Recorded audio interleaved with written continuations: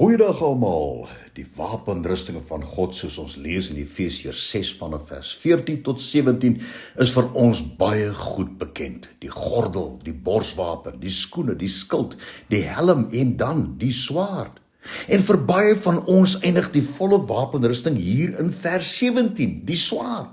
Dit is egter nie waar die beskrywing van die wapens ophou nie. En ja, die opdrag van die Here aan ons is in Efesiërs 6 vers 11. Trek die volle wapenrusting van God aan, sodat jy staande kan bly teen die liste van die duiwel. Daar is nog een baie belangrike deel van hierdie volle wapenrusting hier in Efesiërs hoofstuk 6. Die Romeinse soldate was ook toegerus met 'n baie belangrike wapen, die lans of die werpspies.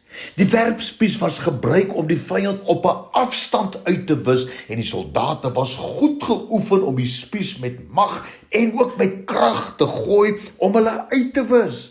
Die volle wapenrusting van God sluit die werpspies of die lans in en word duidelik beskryf in Efesiërs 6 vers 18.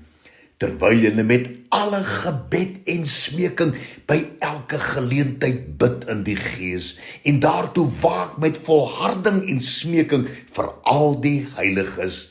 Nou hierdie frase, by elke geleentheid, gebed en smeking by elke geleentheid, is die Griekse uitdrukking empatikairos, wat beteken enige tyd. Ongeag waar jy is of waarmee jy besig is nie, gebruik elke moontlike oomblik en geleentheid hierdie wapen wat die Here tot ons beskikking gestel het. Jy weet, vir ure elke dag het die soldate geoefen om hul spies suksesvol te gebruik. En dan in gevegte, in oorlog, het dit soms meegebring dat die vyand alreeds met die lansering of die gooi van hierdie spiese, nog voordat hulle direk in konfrontasie gekom het, het hulle op die vlug geslaan. Dit was nie eens hulle nodig om die swaard te trek of die skild uit te steek nie.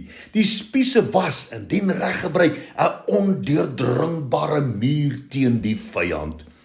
Die spies is deel van die volle wapenrusting van God. Daarom moet ons dit in ons worstelstryd teen die vyand effektief kan gebruik.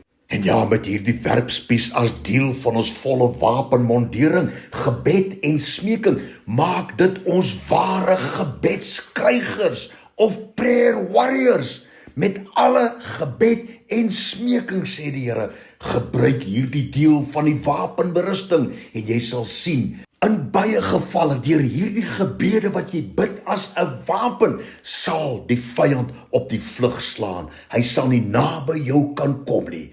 Ja, hierdie werpspies met alle gebed en smeking is ook 'n baie belangrike deel van die volle wapenrusting van God. Dankie Here, dankie daarvoor in Jesus naam. Amen.